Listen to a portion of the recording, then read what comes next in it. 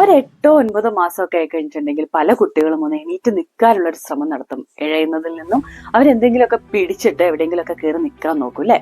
അങ്ങനെ നിൽക്കാൻ നോക്കുന്ന സമയത്ത് നമ്മളിങ്ങനെ ക്യൂരിയസ് ആയിട്ട് നോക്കി നിൽക്കും, ഇവർ നടക്കാൻ തുടങ്ങുവാണോ, ഇവരിപ്പൊ ഫസ്റ്റ് സ്റ്റെപ്പ് വെക്കൂന്ന്. അങ്ങനെ നോക്കി നിൽക്കുന്ന സമയത്തായിരിക്കും നമ്മളെ ഭയങ്കരമായിട്ട് ഡിസപ്പോയിന്റഡ് ആക്കിക്കൊണ്ട് അവർ വീണ്ടും ഇഴഞ്ഞു തന്നെ നടക്കാൻ വേണ്ടി തീരുമാനിക്കുന്നത്. ഇന്നത്തെ വീഡിയോയിൽ കുട്ടികൾക്ക് ഏറ്റവും എളുപ്പത്തിൽ 4 സ്റ്റെപ്പ് ഫോളോ ചെയ്ത് കഴിഞ്ഞിട്ടുണ്ടെങ്കിൽ എണീറ്റ് നിൽക്കുന്ന കുട്ടികളെ അല്ലെങ്കിൽ നടക്കാൻ വേണ്ടി റെഡി ആയിട്ടുള്ള കുട്ടികളെ എങ്ങനെ ഈ ക്രോളിങ്ങിലേക്ക് തിരിച്ചു പോവാതെ വീണ്ടും നടത്തിക്കാൻ പറ്റും എന്നുള്ളതാണ് നമ്മൾ നോക്കാൻ പോകുന്നത്. വളരെ എളുപ്പമായിട്ട് ചെയ്യാവുന്ന 4 സ്റ്റെപ്സ് ആണ്. ഈ സ്റ്റെപ്സിന്റെ പേരെന്ന് പറയുന്നത് ക്രൂയിസ് മെത്തേഡ് എന്നാണ്. ആദ്യം തന്നെ പറയട്ടെ, ഈ ക്രൂയിസ് മെത്തേഡ് എന്ന് പറയുന്നത് നമ്മൾ കുട്ടികളെ ഫോഴ്സ് ചെയ്ത് ഒരു കാര്യം ചെയ്യിപ്പിക്കുക അല്ലെങ്കിൽ അവരെ നടത്തിക്കാൻ വേണ്ടി പുഷ് ചെയ്ത് കൊടുക്കുകയോ ഒന്നും അല്ല ചെയ്യുന്നത്. പകരം അവർ നടക്കാൻ റെഡി ആയി എന്ന് കണ്ടു കഴിഞ്ഞാൽ, അതായത് അവരെവിടെയെങ്കിലും ഒന്ന് പിടിച്ച് എണീറ്റ് നിൽക്കാൻ അവർ ട്രൈ ചെയ്യുന്നുണ്ട് എന്ന് കണ്ടു കഴിഞ്ഞാൽ എങ്ങനെയാണ് 4 സ്റ്റെപ്പുകൾ ചെയ്ത് കൊടുത്തിട്ട് അവരെ നടത്താൻ വേണ്ടിയിട്ട് സപ്പോർട്ട് ചെയ്ത് കൊടുക്കുക എന്നുള്ളതാണ്. അതും ഈ കുട്ടികളുടെ നാച്ചുറൽ ഡെവലപ്മെന്റൽ ടൈമിൽ തന്നെ വളരെ കംഫർട്ട് ആക്കിയിട്ട് നമുക്ക് ചെയ്തു കൊടുക്കാൻ പറ്റുന്ന ഒരു കാര്യം കൂടിയാണ്.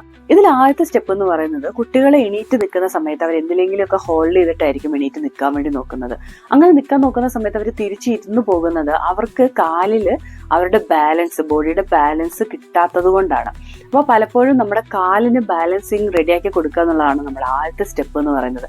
അവരെ കാലുറച്ച് നിൽക്കാൻ വേണ്ടിയിട്ട് നമ്മൾ ഹെൽപ്പ് ചെയ്ത് കൊടുക്കുക. അതിനുവേണ്ടി ചെയ്യാൻ പറ്റുന്ന ഏറ്റവും സിമ്പിൾ ആയിട്ടുള്ള കാര്യമാണ്, അവരെവിടെയാണോ അവർ എണീറ്റ് നിൽക്കുന്നത്, ചിലപ്പോൾ ചെയറിൽ പിടിച്ചിട്ടായിരിക്കും അല്ലെങ്കിൽ സോഫയിൽ പിടിച്ചിട്ടായിരിക്കും, ആ പിടിച്ചു നിൽക്കുന്നതിന്റെ തൊട്ടടുത്തായിട്ട് അവർക്ക് എടുക്കാൻ പാകത്തിന് കുറച്ച് റീച്ചബിൾ ആയിട്ടുള്ള ഒരു ടോയ്, അവരുടെ ഫേവറേറ്റ് ടോയ് എടുത്തു വെച്ചു കൊടുക്കാം. അതും സൈഡിൽ വേണം എടുത്തു വെച്ചു കൊടുക്കാൻ വേണ്ടിയിട്ട്. സൈഡിൽ വെക്കുന്ന സമയത്ത് അവര് അത് റീച്ച് ചെയ്യാൻ നോക്കും. അതിനെയാണ് ലീൻ ആൻഡ് റീച്ച് മെത്തേഡ് എന്ന് പറയുന്നത്. അപ്പൊ കുട്ടികൾ ആ കാല് ഉറപ്പിച്ച് നിർത്തിയിട്ട് മെല്ലെ അങ്ങോട്ട് റീച്ച് ചെയ്യാൻ പോകുന്ന സമയത്ത് അവരുടെ ബോഡി വെയിറ്റ് കാലിൽ ബാലൻസിങ് സ്റ്റാർട്ട് ചെയ്യും. അങ്ങനെ അവർ കണ്ടിന്യൂസ് ആയിട്ട് 2 വശത്തും ലീൻ ആൻഡ് റീച്ച് എന്ന പ്രാക്ടീസ് ചെയ്തുകൊണ്ടിരിക്കുമ്പോൾ ഓട്ടോമാറ്റിക്കലി അവർക്ക് അങ്ങനെ നിൽക്കാനുള്ള കോൺഫിഡൻസ് ലെവല് കുറച്ച് കൂടി വരും. വൺസ് കുട്ടി കംഫർട്ടബിൾ ആയിട്ടുണ്ട്, ഈസി ആയിട്ട് ഇങ്ങനെ എണീറ്റ് നിൽക്കാനും ടോയ്സ് ഇങ്ങനെ സൈഡിൽ നിന്ന് എടുക്കാനും തുടങ്ങിയിട്ടുണ്ട് എന്ന് മനസ്സിലാക്കി കഴിഞ്ഞു കഴിഞ്ഞാലാണ് നമ്മൾ രണ്ടാമത്തെ സ്റ്റെപ്പ് സൈഡ് വാക്സ് നമ്മൾ, അതായത് മെല്ലെ മെല്ലെ പിടിച്ച് നടക്കാൻ വേണ്ടിയിട്ട് നമ്മൾ ഹെൽപ്പ് ചെയ്ത് കൊടുക്കാം. അപ്പോൾ ഇങ്ങനെ ഹെൽപ്പ് ചെയ്ത് കൊടുക്കണമെങ്കിൽ കുട്ടിക്ക് എന്തെങ്കിലും ഒരു മോട്ടീവ് വേണമല്ലോ. അപ്പം ഇതുപോലെ തന്നെ ഒരു ടോയ് എടുത്തിട്ട് 2 ഫൂട്ട് അകലെ കുട്ടിയുടെ സൈഡിൽ വെച്ചു കൊടുക്കുക. അപ്പോൾ 2 സ്റ്റെപ്പ് വെച്ച് കഴിഞ്ഞാലാണ് കുട്ടിക്ക് കിട്ടുക. അങ്ങനെ ആകുമ്പോൾ അതിലേക്ക് എത്താൻ വേണ്ടിയിട്ട് ഒന്ന് ട്രൈ ചെയ്യും. അങ്ങനെ ആ ഒരു സമയത്ത് പല കുട്ടികളും ഗിവപ്പ് ചെയ്യാനുള്ള ചാൻസസ് വളരെ കൂടുതലാണ്. കാരണം അതൊരു ഇഫേർട്ട് ആണല്ലേ, പുതിയൊരു കാര്യമാണ്. അപ്പൊ ആ ഒരു സമയത്ത് അവർ അവിടെ ഇരുന്നിട്ട് ക്രോള് ചെയ്ത് പോയി അത് എടുക്കാനുള്ള ടെൻഡൻസി ഉണ്ടാകും. അങ്ങനെയുള്ള സമയത്ത് അവരങ്ങനെ ചെയ്തോട്ടെ. പക്ഷെ അത് കണ്ടിന്യൂസ് ആയിട്ട് ചെയ്യുന്നുണ്ടെങ്കിൽ നമ്മളിത് ചെയ്യേണ്ട 2 കാര്യങ്ങൾ എന്ന് പറഞ്ഞാൽ, ഒന്ന് അവരുടെ കാലെടുത്തിട്ട് മെല്ലെ ഒരു സ്റ്റെപ്പ് നമ്മൾ എടുത്തു കൊടുക്കുക. അപ്പം രണ്ടാമത്തെ സ്റ്റെപ്പ് അവർ എടുത്തു വെക്കും, വീണ്ടും എടുത്തു വെക്കുക. അപ്പൊ അവരെ പഠിപ്പിച്ചു കൊടുക്കുക ഇങ്ങനെ സ്റ്റെപ്പ് എടുത്തിട്ടാണ് അങ്ങോട്ട് പോകേണ്ടത് എന്നുള്ളത്. അല്ലെങ്കിൽ നമ്മൾ ഹിപ്പിൽ ഇങ്ങനെ പിടിച്ചു കൊടുത്തു കഴിഞ്ഞാൽ അവർക്ക് ഒരു ബാലൻസിങ് ഇച്ചിരി കംഫർട്ടബിൾ ആയിട്ട് തോന്നും. അപ്പോഴും അവർ ഇതുപോലെ തന്നെ ഒരു കാലം എടുത്തു വെക്കാൻ വേണ്ടി അവർ ട്രൈ ചെയ്യും. അങ്ങനെ ഒരു പ്രാക്ടീസ് കണ്ടിന്യൂസ് ആയിട്ട് നിങ്ങൾ ചെയ്ത് കഴിഞ്ഞിട്ടുണ്ടെങ്കിൽ കുട്ടികൾ ഓട്ടോമാറ്റിക്കലി കാലെടുത്ത് മുമ്പോട്ട് സൈഡിലേക്ക് വെച്ച് പിടിച്ച് നടക്കാൻ വേണ്ടിയിട്ട് അവർ ട്രൈ ചെയ്യും. പൊതുവെ കുട്ടികൾ ഇങ്ങനെ സൈഡ് വാക്ക് ചെയ്ത് തുടങ്ങുമ്പോഴേക്കും തന്നെ നമ്മളിങ്ങനെ ടു എക്സൈറ്റഡ് ആയിട്ട്, അയ്യോ അവർ നടന്നു തുടങ്ങിയിട്ടോ, ഇവർക്ക് കുഴപ്പമില്ല, ഇനി ഇങ്ങോട്ട് വാന്നും പറഞ്ഞ് നമ്മളിങ്ങനെ കൈ നീട്ടിട്ട് നമ്മുടെ അടുത്തേക്ക് വിളിക്കൂലേ. അപ്പൊ അതിലുള്ള കംഫർട്ടബിൾ ആയിട്ടുണ്ടോ എന്ന് ചോദിച്ചിട്ട് ആയിട്ടുണ്ടാവേ ഇല്ല. അവിടെ വെച്ചിട്ട് അവർ വീണ്ടും ഗിവപ്പ് ചെയ്യാനുള്ള ചാൻസസും കൂടുതലാണ്. അതുകൊണ്ടാണ് നമുക്ക് 3ാമത്തെ 4ാമത്തെ സ്റ്റെപ്പും കൂടെ എന്തായാലും ഫോളോ ചെയ്യേണ്ടത്.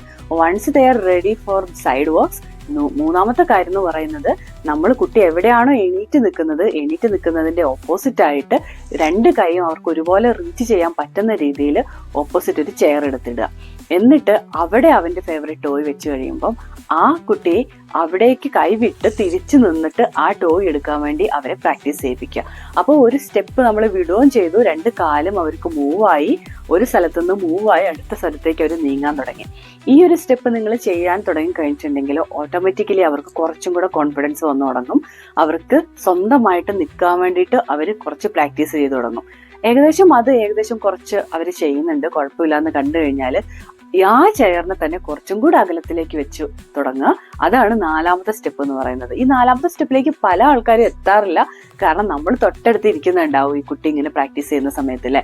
അപ്പോൾ ഓട്ടോമാറ്റിക്കലി നമ്മൾ തന്നെ അവർക്ക് നമ്മുടെ അടുത്തേക്ക് സ്റ്റെപ്സ് എത്തിക്കാൻ വേണ്ടിയിട്ട് നമ്മൾ ഓട്ടോമാറ്റിക്കലി 4ാമത്തെ സ്റ്റെപ്പ് നമ്മൾ തന്നെയായിരിക്കും മിക്കവാറും എടുത്തു കൊടുക്കുന്നത്.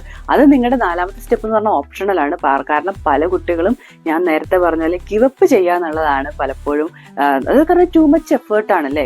ആർക്കാണ് ഇത്ര ടൂ മച്ച് എഫേർട്ട് എടുത്തിട്ട് ഇങ്ങനെയൊക്കെ ചെയ്യാൻ വേണ്ടിയിട്ട് താല്പര്യം ഉണ്ടാവുക? പക്ഷെ നമ്മളിതൊരു 4 ആഴ്ച കണ്ടിന്യൂസ് ആയിട്ട് കുട്ടിയുടെ കൂടെ പ്രാക്ടീസ് ചെയ്ത് കൊടുത്തു കഴിഞ്ഞാൽ ഉറപ്പായിട്ടും ഒരു 3 മാസം കഴിഞ്ഞിട്ട് നടക്കേണ്ട ഒരു കുട്ടി ഒരു മാസം കൊണ്ട് നടക്കുന്നത് നിങ്ങൾക്ക് കാണാൻ പറ്റും. ഏകദേശം കുട്ടികൾ നടക്കാൻ റെഡി ആയിട്ടുണ്ട്, അവർ പിടിച്ചൊക്കെ എണീക്കുന്നുണ്ട് എന്ന് കണ്ടു കഴിഞ്ഞിട്ടുണ്ടെങ്കിൽ ഈ ക്രൂയിസ് മെത്തേഡ് ഒന്ന് നിങ്ങൾ ഒരു 3-4 ആഴ്ച ഒന്ന് ട്രൈ ചെയ്ത് നോക്കുക. കുട്ടികൾ നടക്കുന്നത് എത്രത്തോളം ഫാസ്റ്റ് ആവും എന്നുള്ളതും നിങ്ങൾക്ക് എക്സ്പെരിമെന്റ് ചെയ്ത് തന്നെ അത് മനസ്സിലാക്കാൻ പറ്റുന്ന കാര്യമാണ്.